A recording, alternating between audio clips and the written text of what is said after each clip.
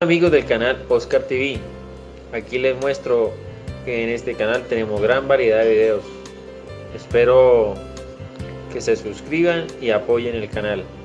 Aquí les dejo un muy buen video. Hola amigos, espero que estén pasando un muy buen día. Les agradezco que me apoyen en la iniciativa de salvar estos videos. Entonces, para que se suscriban al canal, me regalan.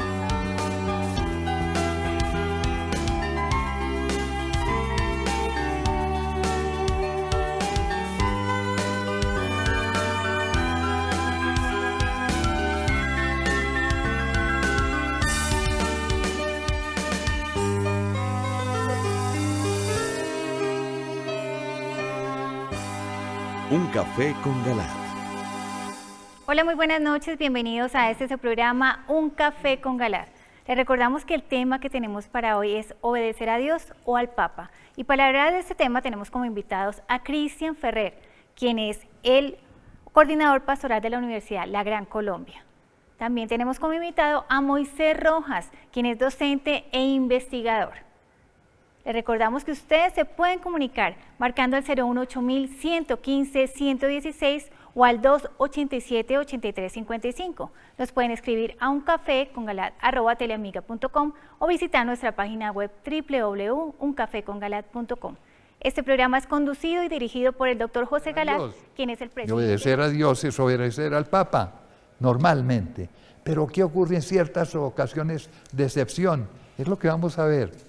Y es muy importante saberlo. Repito, la norma es, no hay discusión, no hay contradicción entre lo uno y lo otro. Pero a veces, es que están como están las cosas, hay que hacerse esa interrogación. Bueno, para eso vamos a ver primero el video. ¿Obedecer a Dios o al Papa? ¿Acaso dejó de ser lo mismo? En la Iglesia Católica, desde siempre se ha sabido que obedecer a Dios y al Papa es lo mismo, que obedecer a Dios significa obedecer a la Iglesia, y esto a su vez significa obedecer al Papa y viceversa. Esto ha sido así desde siempre, en especial desde el papado de Gregorio VII, quien mediante la publicación del Dictatus Papae llegó a ordenar la Iglesia ante los desmanes de la autoridad monárquica y feudal de su época, concentrando el poder eclesial central en la figura papal, sin duda alguna inspirado por el Espíritu Santo, con lo que consiguió desde entonces conducir a buenas aguas la barca de Pedro. Grande virtud es la obediencia, camino de perfección y cosa agradable a Dios. De su enseñanza está llena la Sagrada Escritura. De ella, justa y bellamente, han dicho algunos santos. La obediencia es la hija predilecta de la humildad, San Agustín. Sin obediencia no hay santidad, Santa Teresa de Jesús. Nadie es verdaderamente humilde si no está sometido a toda criatura y primeramente y por encima de todo a la Santa Iglesia nuestra Madre, San Francisco de Asís. Hay que obedecer hasta el límite de la moral, San Alfonso María Ligorio. Obedeced más a los que enseñan que a los que mandan, San Agustín. En estos tiempos de confusión, de herejía y apostasía generalizada, manifiestas incluso desde la misma jerarquía de nuestra Iglesia, tiempo del imperio del espíritu modernista que pretende acomodar la palabra de Dios al mundo y congraciarse con él, para no contravenirlo, con el fin de no inquietar ni molestar a nadie con la verdad liberadora del Evangelio. Para seguir en la búsqueda del cumplimiento de la voluntad de Dios, cuál es y debe ser el propósito de todo bautizado, se hace necesario saber con claridad hasta dónde estamos obligados a obedecer a quienes nos guían. Con un sentimiento generalizado, que nace del sentir del pueblo, surge hoy un gran desconcierto, al ver con asombro que algunos de nuestros pastores pretenden conducir su rebaño de almas por terrenos inhóspitos y por profundos precipicios, escabrosas sendas empinadas y resbaladizas que a ningún buen destino llegará. Esto por medio de la negación temeraria de los dogmas o verdades de nuestra fe, por la modernización de la Iglesia mediante actualizaciones o ayornamientos de las normas morales y éticas, fundadas en los 10 mandamientos y en las enseñanzas de Dios a través de su palabra, por medio también de la imposición de un nuevo orden humano contrario al orden establecido por Dios, doctrinas humanas que quieren imponerse sobre las divinas. Hoy el pueblo de Dios quiere reconocer en la voz de sus guías a la voz del pastor, pero no siempre puede hacerlo, porque las ovejas reconocen la voz del legítimo pastor. Así lo enseñó el Señor en Juan 10, 14 y 27. Yo soy el buen pastor, conozco a mis ovejas, y mis ovejas me conocen a mí. Mis ovejas escuchan mi voz, yo las conozco y ellas me siguen. Perfecciona. Sí, la obediencia a la verdad purifica y perfecciona, como lo señala 1 de Pedro 1:22. Por su obediencia a la verdad, ustedes se han purificado para amarse sinceramente como hermanos. Ámense constantemente los unos a los otros con un corazón puro. Pero, ¿cómo hacer que la obediencia sea un acto lícito y meritorio, y no envilecedor y cómplice de los obligados a ella? En efecto, la obediencia puede ser fuente de exaltación y enaltecimiento del subordinado, pero igualmente puede convertirlo en sumiso, abyecto y servil, o lo que es peor, en cómplice de las perversidades de quien lo manda. La obediencia en la iglesia también puede compararse con lo que sucede en un ejército bien disciplinado, donde el acatamiento de todos a las órdenes de los superiores es condición necesaria para la victoria, pues la indisciplina sería catastrófica y conduciría a la derrota y no al triunfo. El Señor nos puso en guardia contra esta forma de anarquía, en San Marcos 3, 24-25, al decir: un reino donde hay luchas internas no puede subsistir, y una familia dividida tampoco puede subsistir. Por eso es importante evitar la rebelión barata contra los jerarcas. El Señor también advirtió en Lucas 10:16: el que los escucha a ustedes, me escucha a mí. El que los rechaza a ustedes, me rechaza a mí. Y el que me rechaza, rechaza a aquel que me envió. En su iglesia, Dios invistió a determinadas personas con la prerrogativa excelsa de la autoridad sobre otros. Así con Pedro sobre los obispos y estos sobre los presbíteros. Obviamente, esa autoridad está destinada para servir a los demás y procurar el bien común, y debe ejercitarse con arreglo a los mandamientos de la ley de Dios y a su palabra consignada tanto en la Biblia como en la tradición. Por tal razón, un superior no puede ordenar jamás algo intrínsecamente inmoral, es decir, contrario a los mandamientos, pero tampoco puede mandar nada contra la fe de la propia iglesia. Así pues, el jerarca no puede ordenar ni el pecado ni la herejía. Se preguntará: ¿al superior inmoral o corrupto hay que obedecer? Depende. Si no manda algo contrario a la ley de Dios o a la fe, se le debe obediencia. Pero no si ordena algo pecaminoso. El que obedece mal, yerra. Cuando los que nos mandan pierden la vergüenza, los que obedecen pierden el respeto. Georg Christoph Lichtenberg. Ahora bien, si el superior es hereje, ¿hay que obedecerle? Con mucha frecuencia oímos decir que el que obedece no yerra, pero esto no siempre es así. Eso depende, porque si se obedece a quien ha de llevarnos al error, no siempre podremos culparlo a él de esto, ya que teniendo voluntad y entendimiento, las dos potencias del alma dadas por Dios a todo hombre, es obligación usarlas para no caer en errores. Peor aún, cuando a sabiendas de que no debe obedecerse, al acatar incurrimos en una grave falta. Esto sucede muchas veces por pretender evadir la responsabilidad de saber y conocer acerca de aquellas cosas que nos permitirían tomar una correcta decisión, que así irresponsablemente es endosada a otro.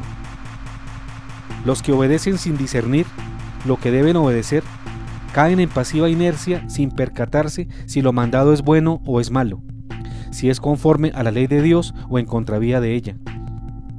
Los que no disciernen lo que se les manda son como los tibios que el Señor vomita. Por eso, porque eres tibio, te vomitaré de mi boca. Apocalipsis 3:16. Porque en el fondo dejan que el superior haga el mal y ellos mismos no pueden menos que hacerse cómplices del error de sus jerarcas. Ellos son unos irresponsables que dan curso a la silenciosa complicidad del viví y dejá vivir, o lo que equivale a la divisa de la injusticia social del dejar hacer, dejar pasar. Es bien cierto que, en principio, lo que manda el superior es legítimo y tiene la presunción de ser bueno y necesario al bien común, y por tanto se impone su acatamiento. De lo contrario reinaría la indisciplina y la anarquía, y sería un gran error. Pero el subordinado tiene la obligación de discernir siempre el mandato, sobre todo si de modo manifiesto y obvio quebranta las normas morales o contradice las verdades de la fe. En estos últimos casos cesa la obligación de obedecer al jerarca. Sin embargo, hay que observar bien que debe tratarse de un mandato cuya perversidad sea manifiesta y obvia, es decir, que su perversidad no ofrezca duda alguna y sea clara a primera vista. Empero, si las circunstancias lo permiten, cuando la claridad no sea tan manifiesta y persistan las dudas justificadas, se debe dar una obediencia condicional, en espera de que una ulterior y prudente investigación, es decir, un correcto discernimiento, muestre la verdad para actuar en consecuencia. La obediencia y la objeción de conciencia. Un documento reciente de la Sagrada Congregación para los Institutos de Vida Consagrada, titulado Al servicio de la autoridad y la obediencia, del 2008, dirigido a los religiosos, pero que bien puede aplicarse a la obediencia que los laicos también debemos a la Iglesia, dice: puede ocurrir que el consagrado se vea obligado a declarar respecto a las normas o los propios superiores: hay que obedecer a Dios antes que los hombres, según se señala en Hechos 5:29.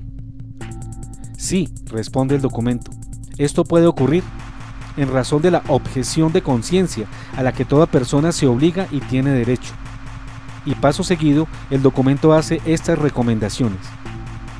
La persona consagrada deberá reflexionar con calma antes de concluir que la voluntad de Dios la expresa, más que el mandato recibido, lo que ella siente en su interior, es decir, su conciencia.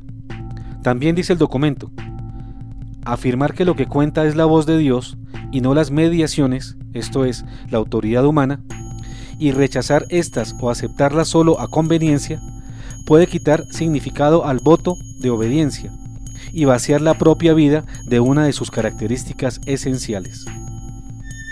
La objeción de conciencia, tratada puntualmente en la encíclica Evangelium Textificatio por el Papa Pablo VI, en el numeral 28 da respuesta al cuestionamiento inicial al decir: por consiguiente, a excepción de una orden que fuese manifiestamente contraria a las leyes de Dios o a las constituciones del instituto, o que implicase un mal grave y cierto, en cuyo caso la obligación de obedecer desaparece, las decisiones del superior se refieren a un campo donde la valoración del bien mejor puede variar según los puntos de vista. Pablo VI, en esta encíclica de 1971, enseña con claridad que la obligación de obedecer desaparece cuando la orden o el mandato impartidos son contrarios a la ley de Dios o implican un mal grave.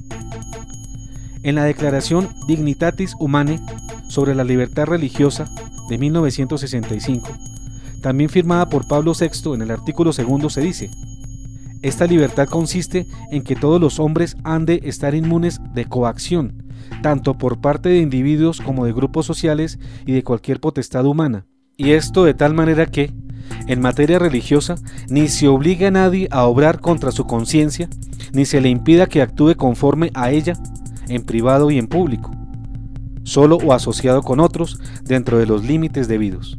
La resistencia es legítima. ¿Se puede resistir a la autoridad errada?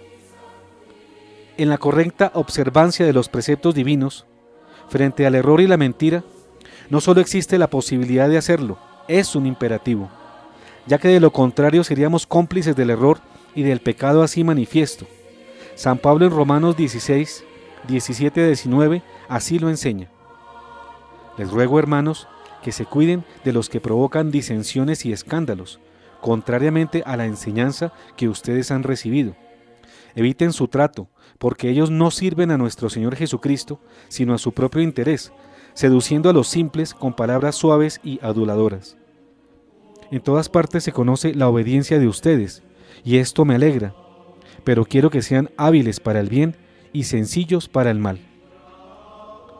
A diferencia del superior que no vive éticamente, al que niega verdades de la fe no hay que obedecer en nada, porque automáticamente ha perdido toda la autoridad que tenía. Es la diferencia entre obedecer a un jerarca inmoral o a un superior que ha caído en herejía y apostasía. En este último caso, el superior deja de ser tal y se extingue su derecho de mandar, como también el deber de obedecerle. Porque el Código de Derecho Canónico, o sea, el sistema jurídico de la Iglesia, en el canon 194 señala: queda de derecho propio removido del oficio eclesiástico quien ha perdido el estado clerical, quien se ha apartado públicamente de la fe católica o de la comunión de la Iglesia. Y el canon 1364 dice: el apóstata de la fe, el hereje o el cismático incurren en excomunión late sentencia, quedando firme lo prescrito en el canon 194, 1 y 2. Es decir, las leyes de la Iglesia determinan que un diácono, un sacerdote, un obispo o un cardenal, o incluso el Papa mismo, si contradicen una verdad de fe, automáticamente pierden el oficio eclesiástico, que ostentan e incurren en excomunión por el mismo hecho, en forma automática e inmediata. En otras palabras, un eclesiástico hereje, sea cualquiera su condición en la jerarquía, sea alta o sea baja, del Papa para abajo, si niega una verdad de fe, pierde la investidura y cesa el deber de obedecerle. No hay que confundir la legítima resistencia con el cisma, máxime si existe de por medio una corrección fraterna en curso, porque el cismático es quien desobedece las enseñanzas de Dios y de la Iglesia, y por ende se sale de ella, y pretende fundar otra iglesia distinta. No es cismático quien se mantiene firme en la palabra de Dios, en el magisterio y la tradición, así sea acusado de tal. El Señor nos pide respetuosa pero inquebrantable firmeza frente al jerarca inmoral o hereje, a no temer a sus amenazas o sanciones y a perseverar con valor y determinación sin ceder en la justa posición adoptada, y repetir con el apóstol Pedro en Hechos 5:29: hay que obedecer a Dios antes que a los hombres. Esto nos obliga a repetir, como la formidable cantidad de mártires de los siglos iniciales de la Iglesia: primero Dios antes que el emperador.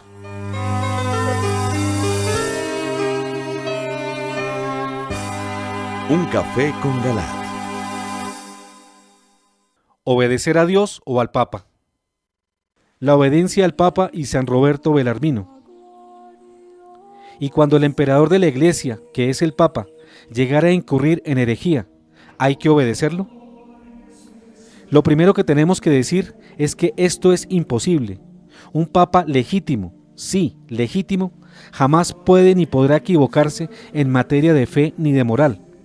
Es una promesa cumplida del Señor y es además un dogma de obligatoria creencia según el Concilio Vaticano I de 1870. Fue este concilio donde se declaró el dogma de la infalibilidad del Papa, que básicamente declara que el Papa es infalible, es decir, que no se equivoca cuando declara verdades de fe y de moral, y cuando lo hace ex cátedra, esto es, en el propósito específico de declarar esa verdad, como acto del magisterio solemne o extraordinario, bien como fruto de un concilio del que él es cabeza, o bien por declaración oficial pontificia, generalmente para corregir errores doctrinales o para aclarar verdades de fe. Que el legítimo vicario de Cristo en la tierra, en su magisterio, jamás podrá caer en herejía, es una promesa de Dios para su iglesia, expresada en varios apartes de la Escritura. Por ejemplo, Mateo 16:18: y yo te digo, tú eres Pedro, y sobre esta piedra edificaré mi iglesia, y el poder de la muerte y del infierno no prevalecerá contra ella. Mateo 28:20: y enseñándoles a cumplir todo lo que yo les he mandado, y yo estaré siempre con ustedes hasta el fin del mundo. Lucas 22:32: pero yo he rogado por ti, para que no te falte la fe, y tú, después que hayas vuelto, confirma a tus hermanos. Es claro que de llegar a haber herejía en el caso de un pontífice, este solo tendría apariencia de tal, pues Dios mismo asegura que un papa no puede incurrir en herejías. San Roberto Belarmino, doctor de la Iglesia, quien nació en 1542, publicó la ópera Omnia. Esta se constituyó en la base para la declaración dogmática de la infalibilidad del Papa 300 años luego. En su ópera Omnia, San Roberto Belarmino afirma: así como es lícito resistir al pontífice que ataca al cuerpo, es también lícito resistir al Papa que ataca a las almas o que perturba el orden civil. Y a fortiori, al Papa que intenta destruir la Iglesia. Yo digo que es lícito resistirle, no haciendo lo que él ordena e impidiendo la ejecución de su voluntad. No es, sin embargo, admisible juzgarle, sancionarle o destituirle. En este aparte señala San Roberto Belarmino cómo sí es lícito resistir a un papa que ataca a las almas, al papa que intenta destruir la Iglesia, es decir, a un pontífice que destruye la Iglesia por sus acciones temporales, como si esto fuera pensable. También dice: es probable y piadosamente se puede creer que el sumo pontífice, además de que en cuanto pontífice no puede errar, tampoco en cuanto persona particular no puede ser herético, creyendo pertinazmente algo falso contra la fe. Deja claro así el santo cardenal y doctor de la Iglesia que un papa legítimo, óigase bien, legítimo, no solo no debe ni puede enseñar una herejía, sino que también debe siempre enseñar la verdad y sin duda lo hará. Y abre también la posibilidad a que se dé el caso de un papa que tenga la apariencia de auténtico, pero en realidad no lo sea, porque pudo ser elegido anticanónicamente con engaños y fraudes, aunque ante el mundo pueda tener la apariencia de papa, y pueda llegar a tener el beneplácito de la mayoría desinformada y engañada. La opinión que el santo califica como verdadera es expresada en el capítulo 30 del mismo libro 2 así: un papa manifiestamente herético, él mismo cesa per se de ser papa y cabeza, al igual que un cristiano deja de ser miembro de la Iglesia. En consecuencia, puede ser juzgado y castigado por la Iglesia. Esta es la sentencia de todos los padres antiguos, que enseñaban que los herejes manifiestos pierden inmediatamente toda jurisdicción. Aquí se deja constancia de cómo un papa que cae en herejía, ipso facto, por su propio obrar, pierde la condición de tal y deja de ser miembro de la Iglesia, por tanto no se le debe obediencia. Esto de plano entra en el terreno de las hipótesis, ya que, como se ha repetido, un papa real no puede caer en errores doctrinales. San Roberto Belarmino entonces no acepta que un papa en el ejercicio de su magisterio pueda caer en herejía, y que de hacerlo caería en herejía como persona particular. A pesar de esto, da claras luces a la Iglesia sobre el actuar de ella frente a la herejía manifiesta y registra la enseñanza de todos los padres de la Iglesia sobre la consecuencia del supuesto en que un papa cayera en herejía. Y es claro que de llegar a presentarse esta catástrofe, solo se demostraría que dicho papa realmente no lo era y se trataba de un impostor, la obediencia al papa y Santo Tomás de Aquino. Ahora vamos a ver cómo un supersabio, padre de la Iglesia y gran teólogo, Santo Tomás de Aquino, nos dice que no podemos alegar que tenemos el juramento para desligarnos de la obligación de su cumplimiento y seguir obedeciendo indebidamente a quien no lo merece. En su obra magna, Suma Teológica, dice el santo de Aquino, en la segunda sección de la segunda parte, que trata sobre la virtud cardinal de la justicia, en la cuestión 104 sobre la obediencia, artículo 5, que pregunta: ¿están obligados los súbditos a obedecer en todo a sus superiores? Responde así el santo: contra las objeciones está lo que dice Hechos 5:29, es preciso obedecer a Dios antes que a los hombres. Ahora bien, a veces los preceptos de los superiores van contra Dios, luego no se les debe obedecer en todo. El hombre está sometido sin restricción alguna a Dios en todo, en lo interior y en lo exterior, y por consiguiente debe obedecerlo en todo.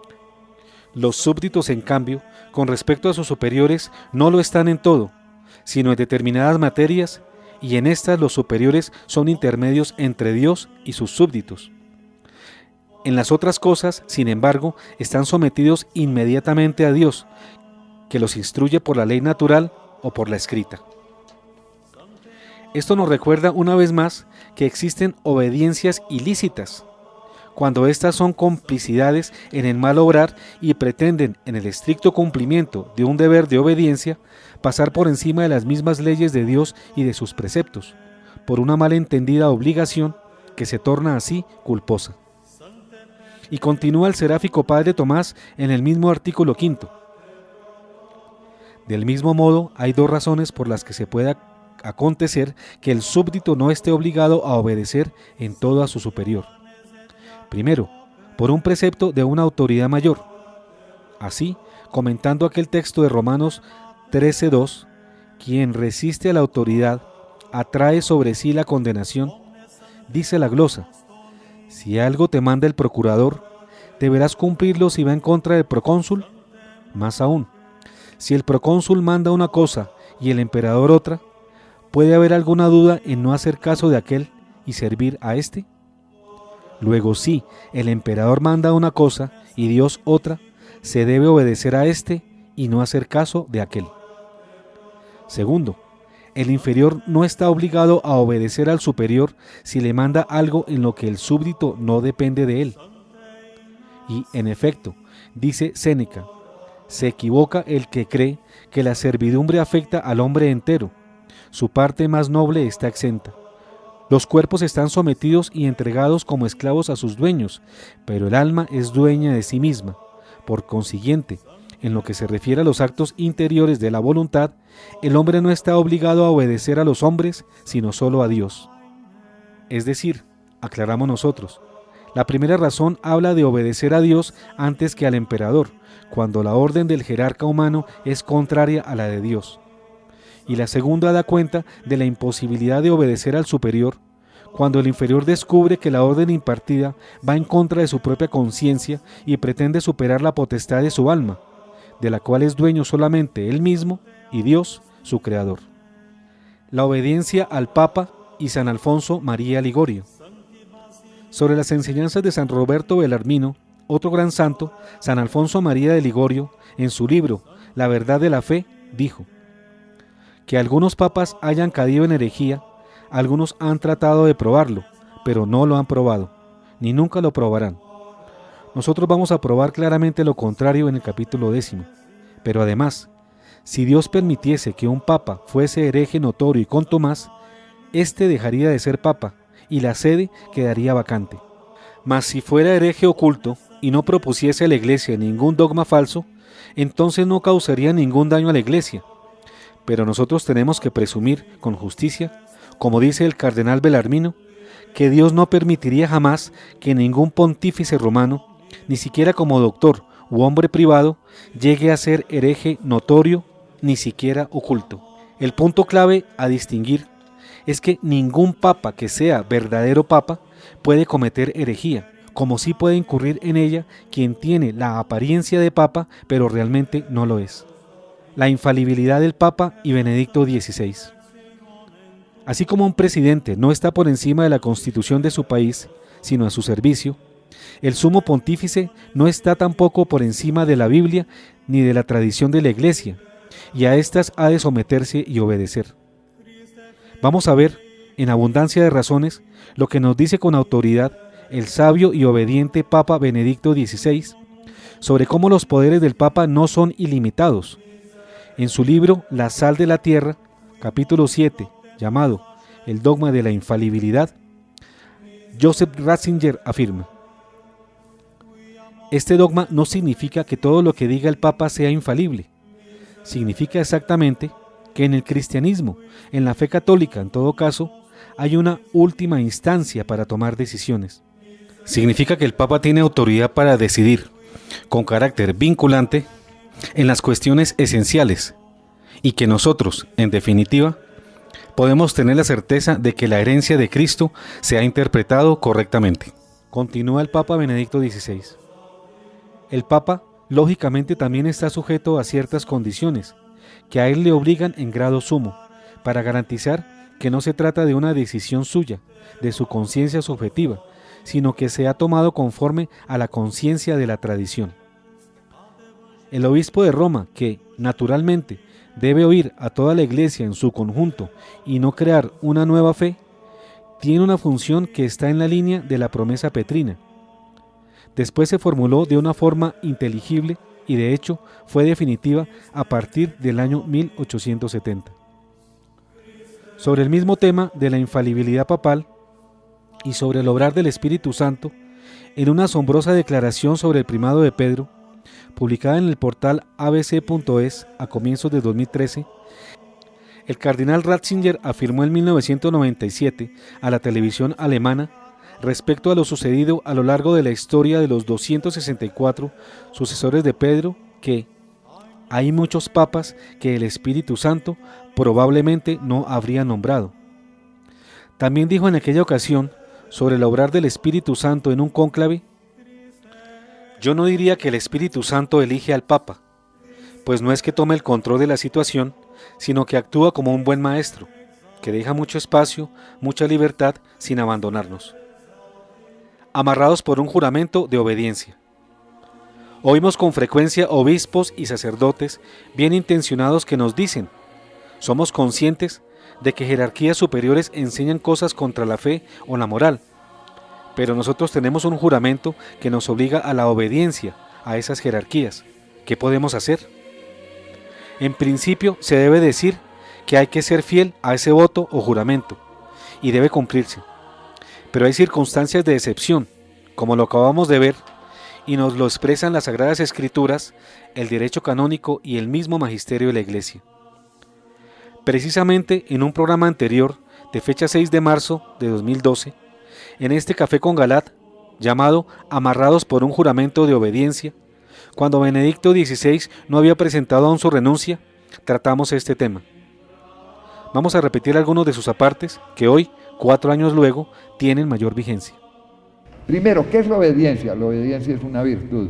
¿Y qué es virtud? Una fuerza del Espíritu. Sí. Porque se necesita fuerza del Espíritu para cumplir con la voluntad del que es superior a uno. Muchas veces no le cae a uno muy en gracia la voluntad, pero si Él está mandando, primero, si Él es autoridad legítima y manda lo honesto y lo conveniente, así contraríe nuestros deseos, nuestros sentimientos y obedecemos, eso se necesita una fuerza del Espíritu para obedecer, y eso es virtud, eso es meritorio, eso es necesario. Pero si el superior primero manda una cosa contraria a la voluntad de Dios, hay que obedecer. Y a la moral. A ese punto, a la moral, a la fe. Si manda algo contra la fe, los dogmas establecidos, hay que obedecerlo. Si manda algo contra la moral, contra los mandamientos, hay que obedecerlo. Si manda algo contra María Santísima, hay que obedecerlo. Resulta que los sacerdotes están ligados a sus obispos, los sacerdotes diocesanos, mediante un juramento de obediencia a ellos. Eso está bien. Ojo que no discutimos eso. Eso está bien y es necesario, entre otras cosas, para mantener la disciplina y mantener el orden jerárquico. A su turno, los señores obispos están ligados por un juramento de obediencia al Papa. Eso está magnífico, no solo bien, absolutamente necesario si queremos tener un orden en la Iglesia, y Dios es Dios de orden, dice San Pablo, claro que sí. Por eso la obediencia en principio es una virtud, y no solamente para los consagrados, aún también para nosotros los laicos. La obediencia es una virtud siempre y cuando se cumplan 2 requisitos. Primero, que el que mande tenga autoridad y autoridad legítima. Segundo, que el que mande, el que lo mandado esté de conformidad con la voluntad de Dios. Son los 2 requisitos absolutos. Y por eso, desobedecer, pues es un pecado bastante grave que puede multiplicar los pecados de la gente. Miren bien que estamos elogiando la obediencia. Pero ojo, pero la obediencia tiene límites. ¿Cuáles son los límites? ¿Obediencia ciega? Obediencia ciega es obediencia de esclavos. Y no somos esclavos, nos hizo libres y nos hizo responsables el Señor. Y quiere que la obediencia sea un homenaje. de la libertad y de la voluntad propia a la voluntad de Dios. Ahí está el mérito. En el fondo es también un acto de humildad, aceptar la voluntad del otro en orden a la salvación. Pero eso tiene límites. Miren lo que dice, por ejemplo, la palabra, léeme en Hechos 5:29, que dicen nada menos que Pedro y los apóstoles. Hay que obedecer a Dios antes que a los hombres. Entonces, primera norma absoluta. Y con base en eso, Santo Tomás de Aquino, que es un gran, no solo un gran santo, sino un gran filósofo y un profundísimo teólogo, en la Suma Teológica, aquí la tengo, Suma Teológica, tengo una edición en 20 tomos. Hebreos dice: obedeced a vuestros dirigentes porque ellos velan sobre vosotros. Exacto, hay que obedecer. Pero dice Tomás de Aquino en la cuestión 104, en la segunda parte, cuestión 104, artículo para más señas, para los que quieran después comprobar. En el artículo 5, contra esto dícese, es menester, precisamente comentando lo que acaban de oír ustedes, es menester obedecer a Dios antes que a los hombres, pero algunas veces los preceptos de los superiores son contra Dios. Luego, no en todas las cosas deben ser obedecidos. ¿Cuándo son contra Dios? Repito, cuando son contra los 10 mandamientos del Decálogo, cuando son contra todas las verdades de fe, o definidas como verdades de fe, que son los dogmas. Eso es contra Dios. ¿Cuándo son contra Dios?